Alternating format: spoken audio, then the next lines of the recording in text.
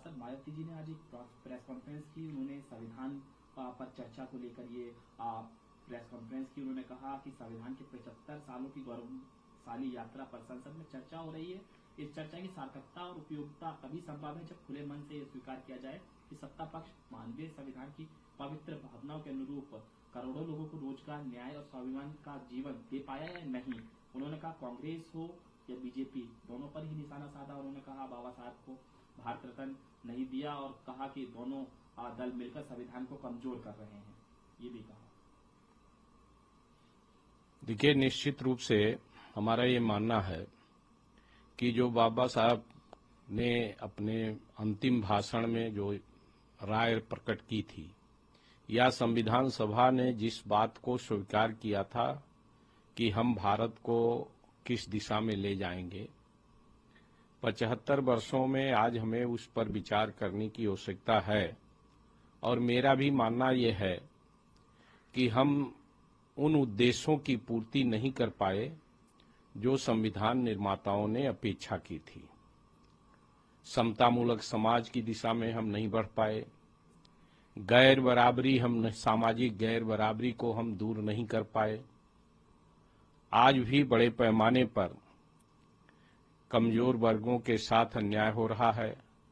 अनुसूचित जात, अनुसूचित जनजात और पिछड़े वर्ग के लोगों को हिस्सेदारी नहीं मिल पा रही है।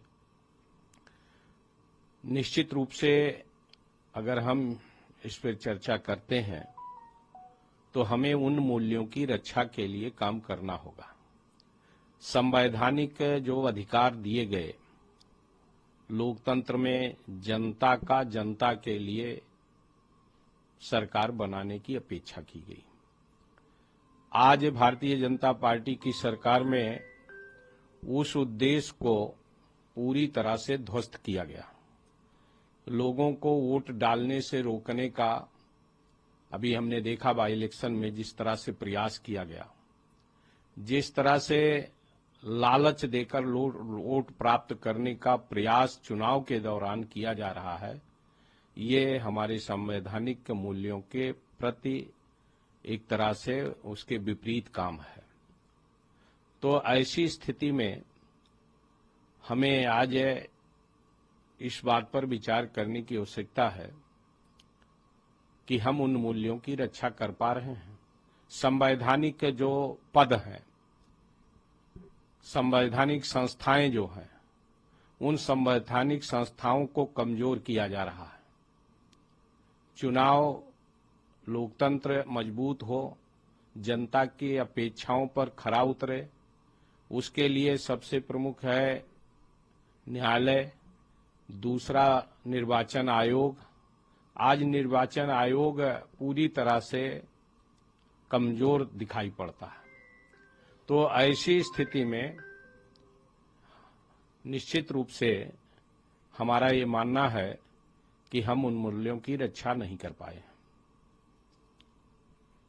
सर, कांग्रेस नेता जयराम रमेश कहते हैं कि आज इस तरीके से पीएम ने कहा, नेहरू का जिक्र पार्लियामेंट में किया कि वह नेहरू के बिना क्या करते हैं, जिनके साथ उन्होंने ये भी किया कि नेहरू आवश्यक है ताकि वह देश का ध्यान वर्तमान चुनौतियों से हटा सके जिन पर वह पूरी तरीके से चुप रहते हैं। नेहरू आवश्यक है ताकि 2014 से पहले देश की कई उपलब्धियों को नकारा जा सके।